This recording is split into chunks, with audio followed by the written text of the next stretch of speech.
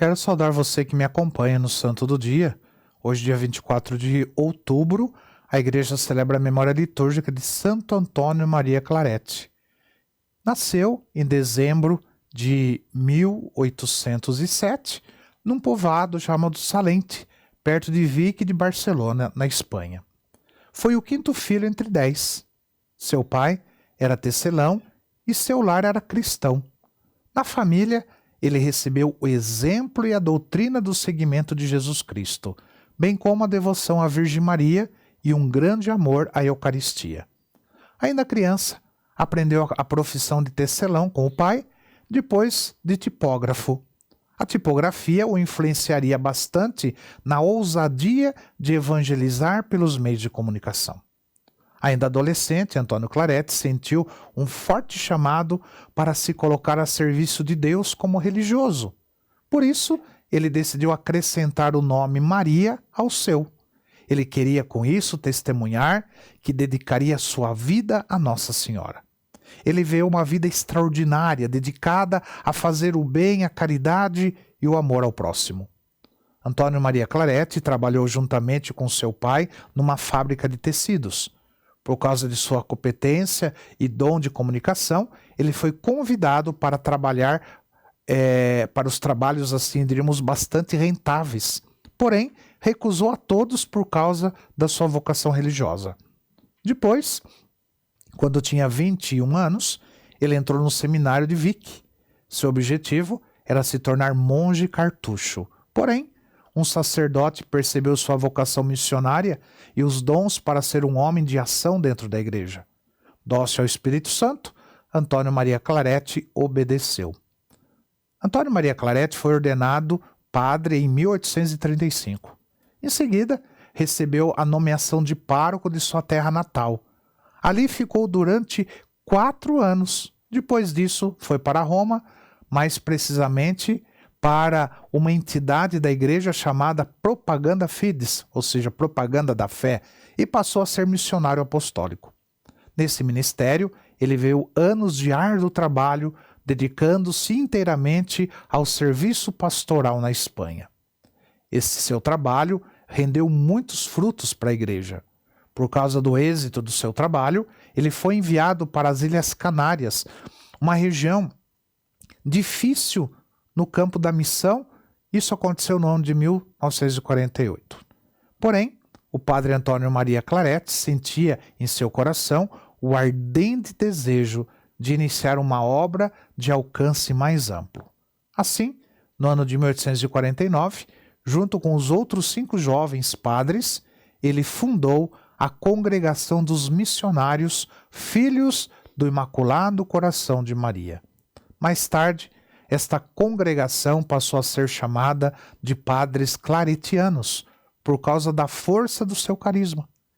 Pouco tempo depois da fundação da congregação, a longínqua diocese de Cuba vivia um tempo de enorme dificuldade. Estava sem bispo há 14 anos. Assim, mesmo no ano da fundação da congregação, Padre Antônio Maria Claret foi nomeado seu arcebispo. Novamente colocou-se a serviço e ficou evidente, que Nossa Senhora jamais o abandonava.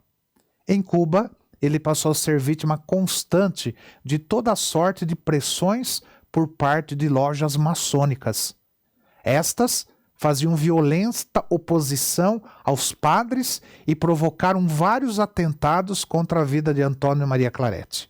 Puseram fogo numa casa em que ele estava, misturaram veneno em seus alimentos, bateram nele várias vezes e o assaltaram à mão armada outras tantas. Porém, Santo Antônio Maria Claret sempre escapava dos maçônicos ileso e continuava sua missão sem retroceder.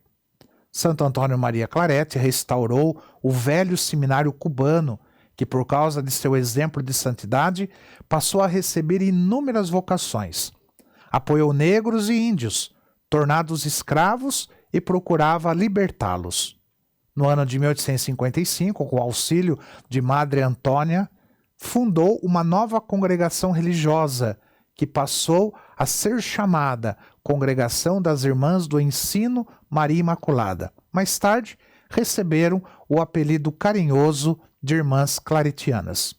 Por causa do seu empenho missionário, Cuba ganhara várias outras dioceses. Ele fez questão de fazer visitas pastorais a cada uma delas.